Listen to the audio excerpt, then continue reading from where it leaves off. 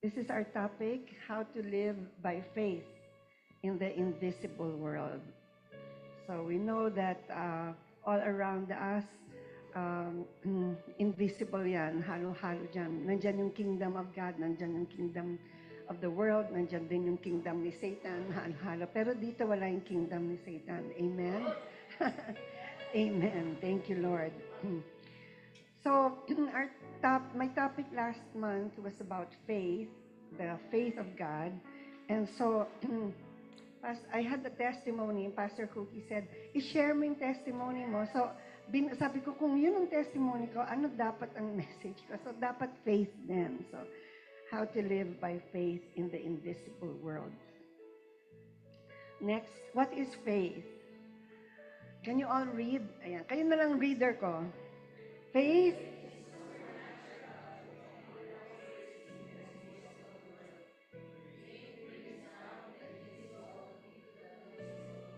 I love faith. Amen?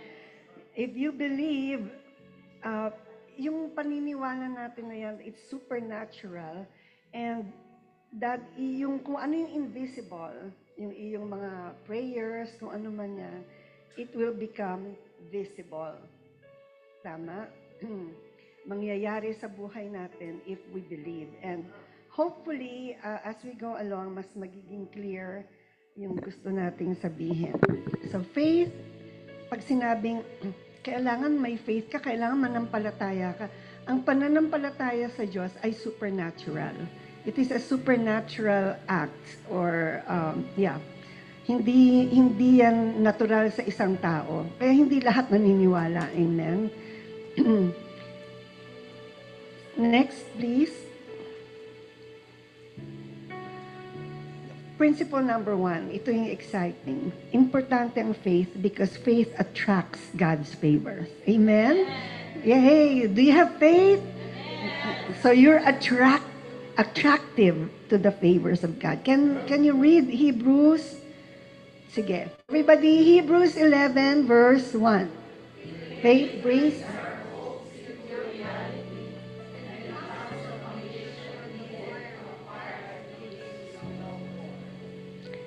Imagine that, no? Meron kayong hino-hope, and if you have faith, it will become reality. Amen. Sabi ng Bible, ha? Hindi ako yung nagsabi. And yan ang magiging basihan ng kung ano yung mga yung parang yung acquisition, yung ma-acquire mo, yung mga nilolong mo, the things you are longing for. Whatever it is that you are aspiring for. You need to have faith in God. Faith in God, not faith not faith in your gift or whatever it is you want to receive. If you have faith in God, and we will learn more how to attract God's favor with our faith. Next, let's read.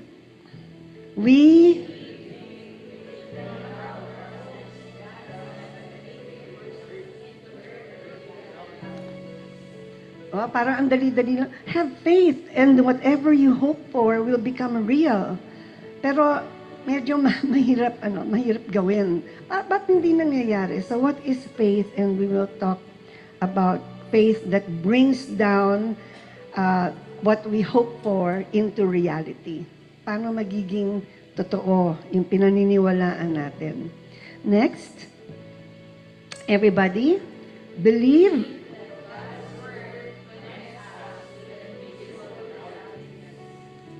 Hebrews.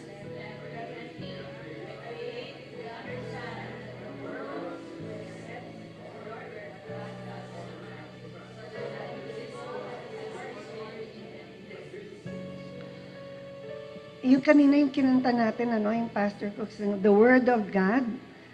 Imagine, ganun ka-powerful. We take you at your word. Kung ano yung sinabi ng Panginoon, kung ano yung mga promises niya sa atin sa Bible, it will connect you to the invisible blessings. Kaya dapat masipag tayo magbasa ng Bible, masipag tayong mag-aral ng Bible. Wow. Thank you. Kung kailan naman ako nasanay na, mas gusto ko yata yung kay Pastor Cookie. Kasi nakikita ko yung next eh. Thank you, my dear. But I'll still say next. Okay.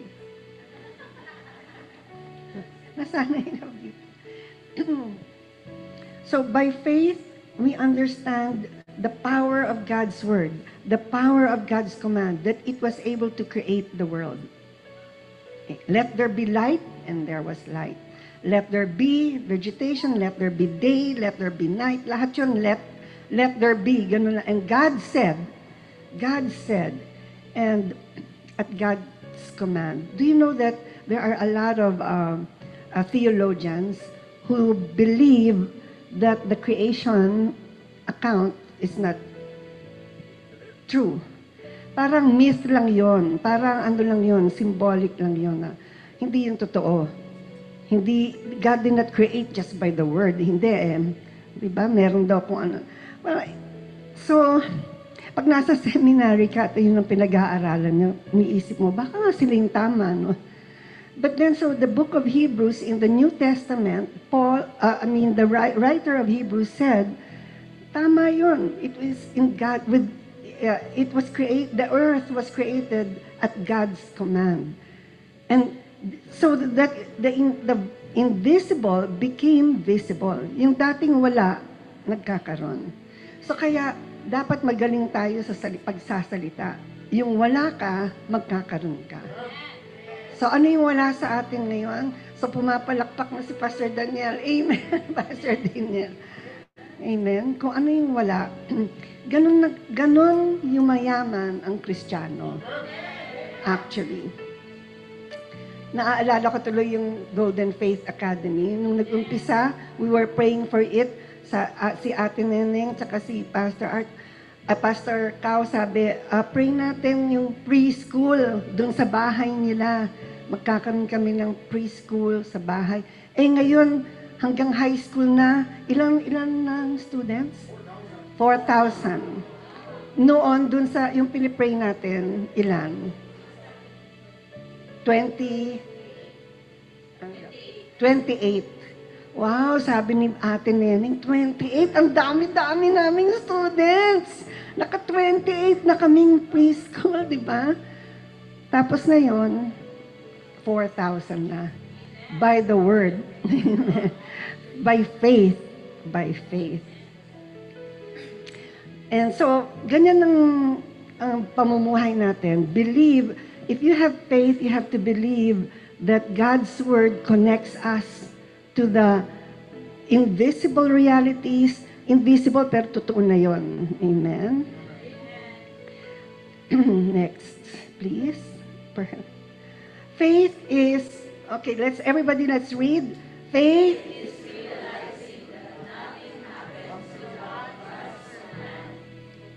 our prophetic word. Ayun ang ano yan, the prophetic word, when God says something, it will happen. Kaya tayo, dapat we should be people of the word. Kasi pag wish mo lang at hindi mo alam sa salita ng Diyos, wish mo lang yon. Wish ko yun eh, prayer, wish mo yon. Hindi nangyayari dahil prayer, wish mo lang. It is not a prophetic word that comes from God. It's not a promise. Hindi mo makikita yan sa Bible. At higit sa lahat, hindi ka nagpapa-WK pagpunta mo sa Windwatch. Claim ka na, gusto ko to, prayer wish. Pray naman ako ng prayer. Pinipray mo yung wish mo. Hindi mo pinipray yung sinabi ni God para sa'yo. Amen? So, faith wants us to realize, if you have faith, walang mangyayari kung hindi sinabi ni God. Amen? Next, please. Everybody, Hebrews 11:6.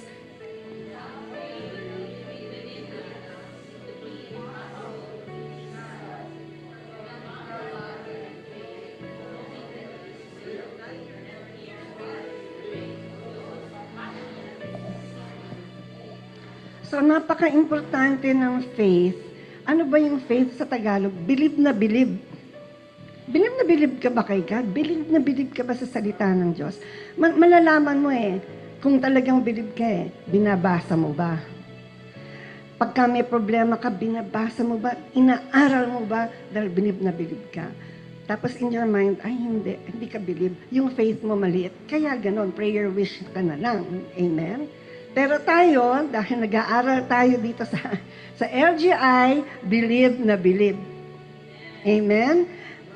And so this kind of faith, sabi, number one, dalawang R yan. Ano? Dapat alam mo na totoo si God. Real, and that He rewards. Wow, dapat pala, ikaw, pag lumapit ka kay God, dapat naniniwala ka na makakatanggap ka. Amen? Hindi ka sigurado. So kung naniniwala kang makakatanggap ka, pag nag-pray ka, when you come to God, a person who has faith, asks, sabi nga sa James, you do not receive because you do not ask. Amen. Kasi parang yung mga there are things na parang nakakahiyang hingiin o parang imposibleng ibigay ni God. Amen. Pero ask ka lang ask sa lahat ng bagay dahil you'll never know, di ba? Kung tapos ipapa-confirm mo. Amen. So ililista mo lahat 'yan sa iyong prayer notebook. Sino sa inyo may journal? So, dun, hindi ako titingin kung sino. So, if you come to God and you always have your notebook, alam niyo ako, fan ako ng Holy Spirit Night. Hindi ako nag-a-absent doon.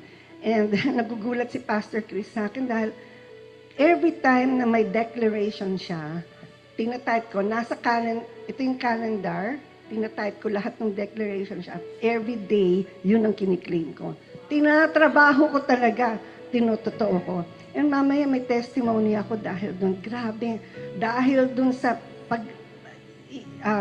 tinatrabaho ko yung salita ng Diyos. Kaya ako ang nagkaroon ng reward. Because it only happens to those who passionately seek Him. Don't just listen to the word. You have to do something about it. You have to collect it. You have to write it. You have to, I don't know, di ba? And titingnan nyo, in-examine ko. Kaya nga, nakita ko kanina, I was reviewing yung mga prophecies sa PLS. Grabe, yun yung mga prophecies sa inyo, even yung sa'yo, Pastor Chris, nagkakatotoo. Nagkakatotoo, but sabi ko, Lord, ewan ko kung nakakolekto sa kanila, nakolekta nila ito. But I'm just, later on, I'll talk more about HSN and something that happened to me. Okay, next. Number 2. So, ano yung number 1? Letter A, no? Faith attracts favors. Letter A yun, no? Kasi we'll use the word ACE, ACE. Yung una, faith attracts favors from God. And letter C, faith is being convinced that God loves you. Hebrews, faith is being sure of what we hope for, being convinced of what we do not see. So, importante that you are convinced. You know why? When doubts attack, no? Kunyari, may faith ka, tapos may nangyari, at mukhang hindi kumikilos si God, mukhang walang nangyayari. There is just one thing that you have to memorize, that Jesus loves me, this I know. Whatever happens. And now you have to convince, faith is convincing yourself. Because we're not faith sabi, you have to be convinced. But we're not convinced. So who's going to convince you? You convince yourself. That is faith. And what you convince yourself the most is that God loves you. Amen? Kasi, yes, you are chosen, you are loved. Because if you are loved, everything will follow. All the good things will happen to you. Nothing bad. Nothing harmful. Amen? Ang problema kung di tayo convinced. Faith is being convinced of God's love. I'm sorry. Faith, Pearl. Pearl, please, naalala ko yung anak ni Pastor Cam. Faith is, everybody, let's read.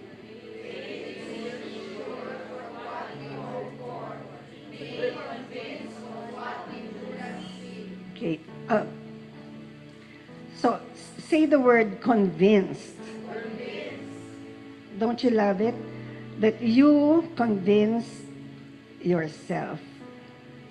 So, pagka bumabagsak yung faith natin, teka, sabi ni God, kailangan may memory verses ka. Okay, next. Next slide. Faith is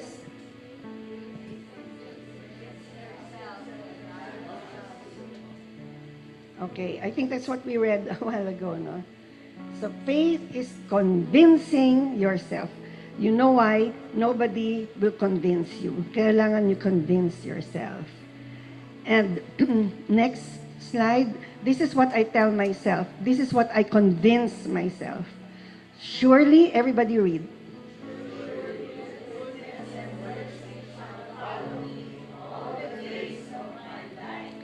Amen. Pagka hindi maganda yung takbo, teka muna, whatever happens, surely, so sabihin nyo, surely, sigurado yun, no? Goodness and mercy shall, wow, ano ba naman to? Sunod ng sunod sa akin, amen? So it's just a matter of time. Ganun, teka muna, naghihintay ako, wala pa eh. Teka, dadating yan, 5 minutes, bigyan ko ng 5 minutes. Medyo na-delay si goodness and mercy.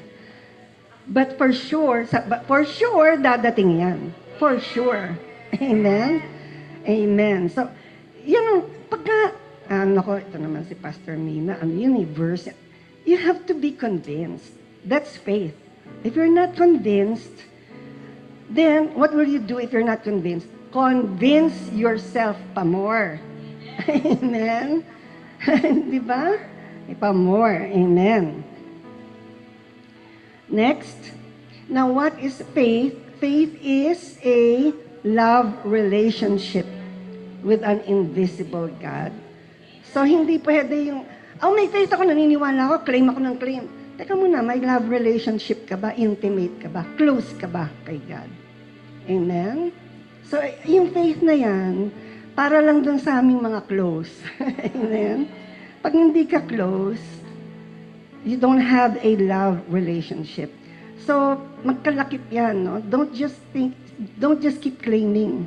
The thing is, you have to develop a love relationship with God. Next. Everybody, let's read.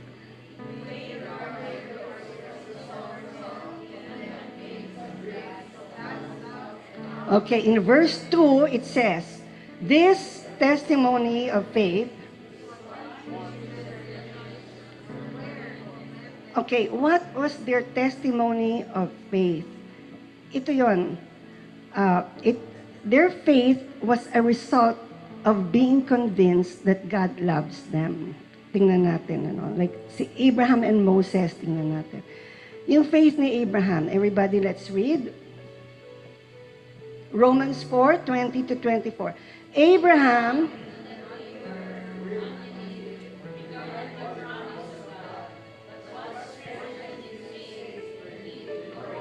saan nanggaling yung faith ni Abraham? Let's look at the next slide. It came from the knowledge, It came from the knowledge that God loves him. Kasi sabi ni God sa kanya in Genesis, God said, do not be afraid, Abram. I am your shield. I am your very great reward. Grabe, Abraham, ang makukuha mo sa akin. Wow, na in love si Abraham. So God wants to have, nauuna si God to show you that He loves you, tsaka lang lalakas ang faith mo. Kaya yung iba, hindi believe, kasi hindi nila alam that God loves them. That's why for you who are pastors here, who are Bible teachers, talagang dapat ang pinapaniwala natin sa miyembro natin, yung hindi yung hala, lagot, yun. God loves you. And when they believe, when they realize that God loves them, tsaka lang yung kanilang pananampalataya lalakas. Ba't ka naman lalakas ang bilib mo? Hindi ka naman in love. Paano ka in love? Hindi mo alam na mahal ka ni God. Amen? So that is Abraham's faith. It was based on love. Si Moses naman, let's see. Moses, faith. Everybody, let's read. By faith, regarded disgrace.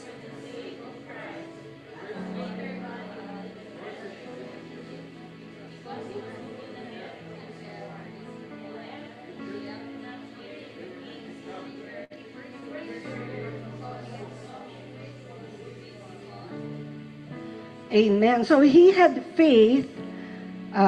Wait, nawala yung aking... Pearl, nandiyan na ba yung ano ko? Yung... Wala, ano? Wala yung slide. But the thing is, with Moses, hindi man nagpakita si God kay Moses. And God convinced Moses that he loved Moses. And that's the reason why, alam mo, pag alam mong mahal ka ni God, you can do anything, you will follow Him. Hindi ba? Ang pag-ibig, favorite ka to, ang pag-ibig, pag kumatok sa puso ng sino man, pag pumasok sa puso ng sino man, hahamakin lahat, masunod ka lamang. Pag pumasok si God, yung love ni God sa inyo, ma-realize nyo na mahal kayo ni God, then hahamakin nyo lahat, bilib na bilib kayo. Amen? So that's what we try to communicate to the people. Next slide, please.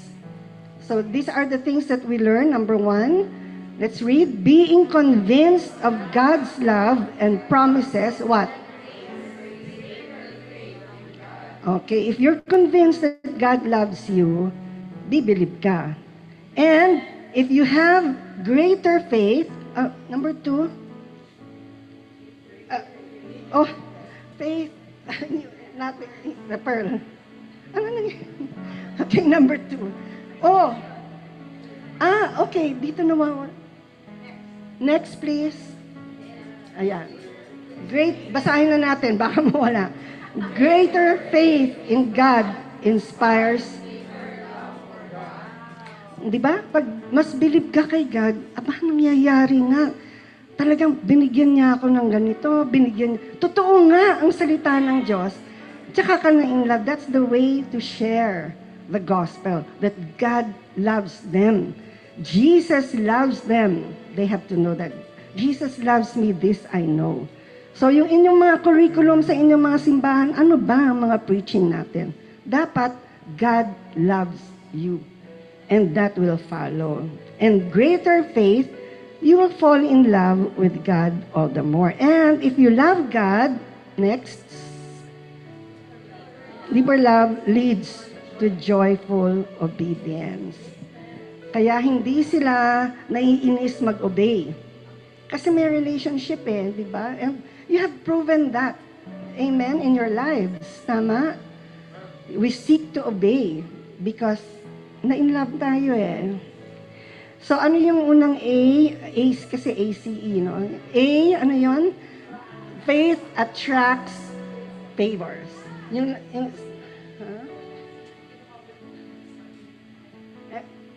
Pearl, no need to show that. Pinapa-memorize ko sa kanila. Let's go back to, okay, thank you, Faith, for the extra mile. Okay, Pearl. Kasi nandito sila, Pastor Cal, kaya faith ako ng faith. Number 2, letter C. Faith is convinced of God's love. Tama. And lastly, letter E. Next. Expectations. Oh, good. Okay, next. Expect so you can see and receive. Kasi sabi, faith brings our hopes into reality. Kung gusto mo may mangyari, yun ang i-expect mo. That God gave me His word. God gave me His promise. So, paano mo alam na God gave you His word? Close kami. Amen? You have to have a relationship with God so that you know what He is promising you. Don't just claim and claim na wala ka naman. Hindi naman kayo nag-uusap ni God eh. Amen? May notebook ka ba? O, nililista mo ba yung mga sinasabi ni God? Wala. O, ano yung kiniklaim mo? Kaya, walang nangyayari sa buhay. And so I'm just giving you a tip on how to live by faith. Because i-spiritualize natin. Have faith. Believe ka lang. Paano ba? Siseryosohin nyo. Amen? You have to be serious about the promises of God. Okay. Itong susunod na passage, ito yung minessage ko sa kila Pastor Cao sa Golden Faith. And I want to end with this. Okay, next, Pearl. Everybody, let's read. That's from Ephesians 3:20. Napakaganda. Never doubt.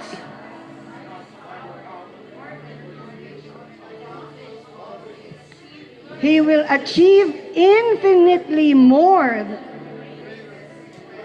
Your most unbelievable dream and exceed your wildest imagination. He will outdo them all for His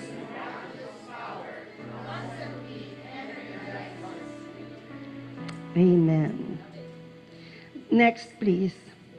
So number one, this is how faith must exceed expectations. Never doubt. Never doubt that God is powerful and He can accomplish and achieve. Nasa verse yun, hindi ako yun. Si God, sabi niya, kaya kong gawin. Kaya kong ayusin yung imposible. Kaya yan ang magiging testimony ko sa BIR. Imposible! Di ba? Imagine, sabi sa akin, magbabayad ako ng penalty na 120,000 plus. And hindi pwede dahil wala naman akong ginawang mali. So, paano mangyayari? I must never doubt. I have to convince myself that God's mighty power will accomplish and achieve. Alam niyo ba, to convince somebody, have you ever tried to convince somebody? Napakahirap, di ba? Lalo na ikaw na hindi nagda-doubt ka. Tapos, nasa peligro ka pa, you're trying to convince yourself. So, in other words, kaya ko inaano ito, trabahuhin naman natin ang faith natin. You cannot just tell people, oh, maniwala ka. Ano yun? Well, para maniwala ka, i-convince mo sarili mo sa salita ng Diyos. So, isang magandang verse to, no? That you have to convince yourself that God will accomplish and achieve with His mighty power. Kasi in my mind, imposible na maayos to. Okay. Number 2. Ano daw yung i-achieve niya? Oh, I love this. Let's read it.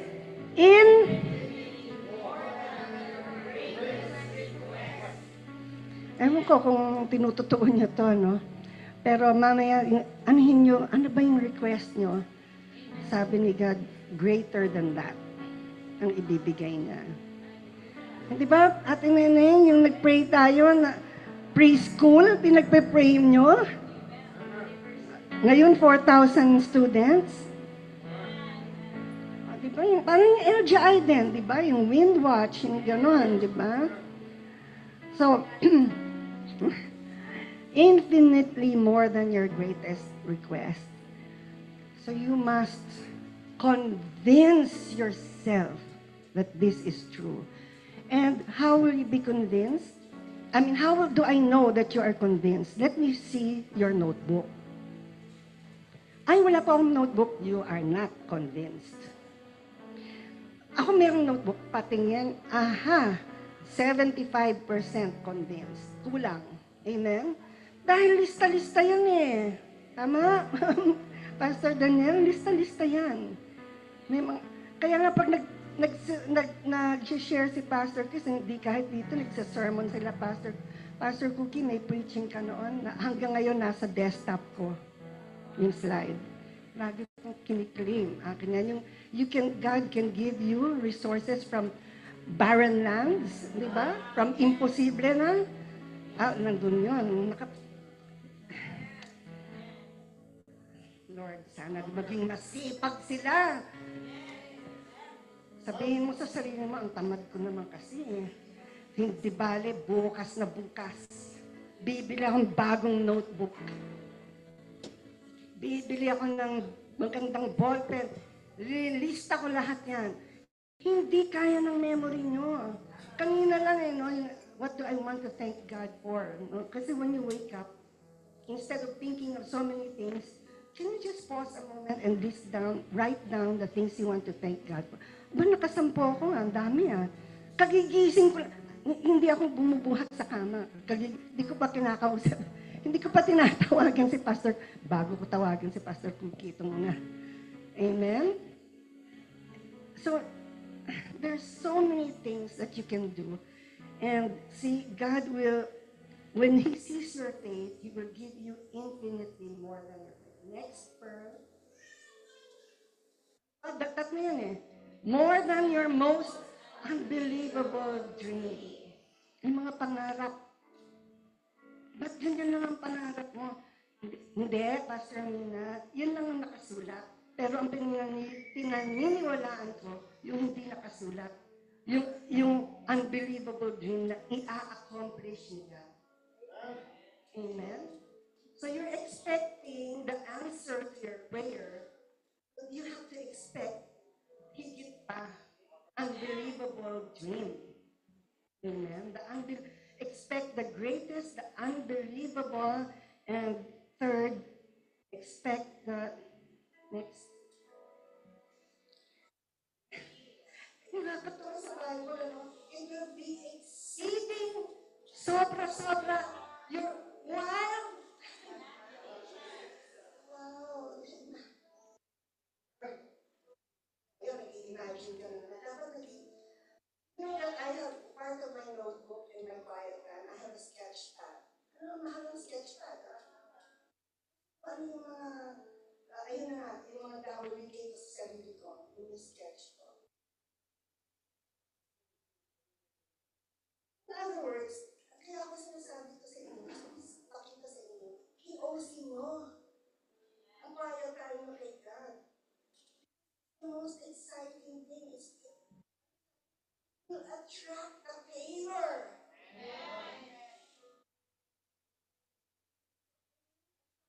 Proceed to convince yourself, and then it will exceed. Never doubt.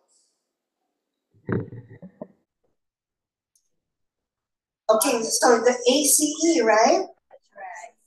Ano yung A? Ano yung C? Ano yung E? Okay. So let's look at the next slides. Ayun, attracts God's favor. And then the next is you are convinced.